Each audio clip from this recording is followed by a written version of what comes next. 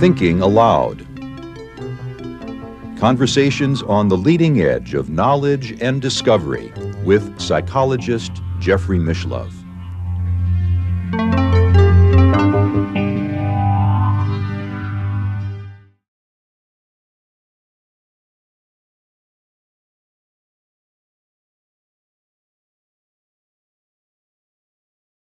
We have a whole chapter on shared dreams in our book. These, of course, are controversial. They're very rare, but we have a number of people who actually have independently written down their dreams, and then they compare them, and they find that they were in the same place at the same time in their dream.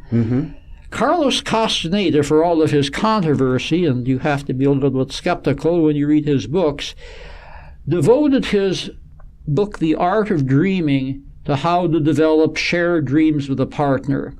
And I am told that people have tried that book out and it has actually worked. Perhaps so, because he actually had a recipe for lucid dreaming that I tried, and that is to look at your hands while you're falling asleep. And then when you have a dream, you look at your hands and you realize that you're dreaming. I tried it out, and I tried it out several nights. Eventually, I was with a friend of mine on a train, and I looked at my hands. Great Scott, I'm dreaming. And so I thought, now I'm going to try to influence my friend to raise his hands by mental telepathy. And he raised his hands in the dream. And I then broke down and said, look, I'm having a dream, and I willed you to raise your hands, so don't be surprised. And now, maybe your physical body can have the same dream. Well, my friend, who is at some distance away, did have a dream that night, but I wasn't in it. So that was my attempt at shared dreams. It was a successful lucid dream, but not a successful shared dream. Well, since you've referred to some of the esoteric literature, Castaneda in this case, and shamans across the world talk about getting information about the use of, for example, plants through dreams. But the yoga traditions, there's a whole tradition of dream yoga.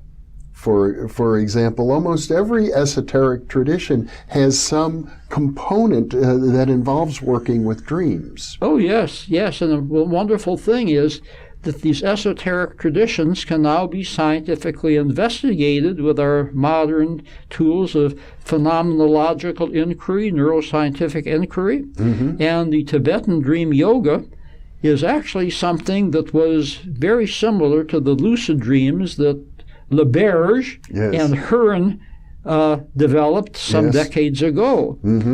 So, Pierre Weil was a French psychologist who founded a university in Brazil, and along the way, he actually apprenticed himself to a Tibetan yogi or guru, and he learned how to do clear light dreaming. He wrote this up.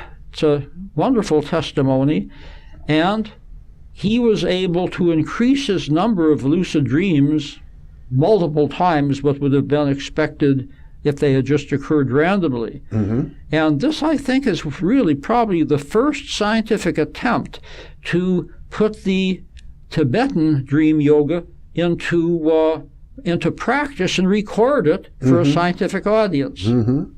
Well, the opportunities for doing that sort of research must be increasing as so many Westerners trained in Western psychology and Western science travel to the East and find gurus and undergo these esoteric courses of training. Oh, good heavens, yes.